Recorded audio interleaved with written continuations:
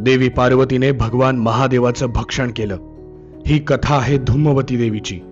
उत्तर प्रदेशातील वाराणसीमध्ये मा धूमावतीचं प्रसिद्ध मंदिर आहे। एका आख्यायिकेनुसार पार्वतीला प्रचंड भूक लागलेली।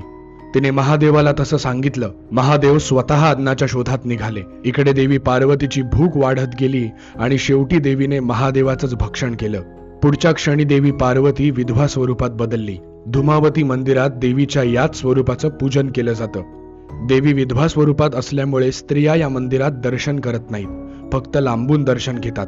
स्थानिक लोक सांगतात की या मंदिराच्या आजूबाजूला रात्री कोणी फिरकत नाही। कधी काळी एका साधूनं धूमावतीची साधना केली होती, पण पूजा अपूर्ण राहिली आणि तो साधू काही दिवसातच वेडा झाला। कधी कधी रात्री मंदिरातून विचित्र हास्याचा आवाज येतो, तर काही जण म्हणतात की देवी कोपली तर गावभर रोगराई पसरते। एक पुरातन आख्यायिका सांगते की जो कोणी देवीच्या नजरेत नजर घालतो त्याचं आयुष्यच बदलून जातं। मंदिराच्या या रहस्याबद्दल तुम्हाला काय वाटतं, आम्हाला कमेंट करून नक्की कळवा।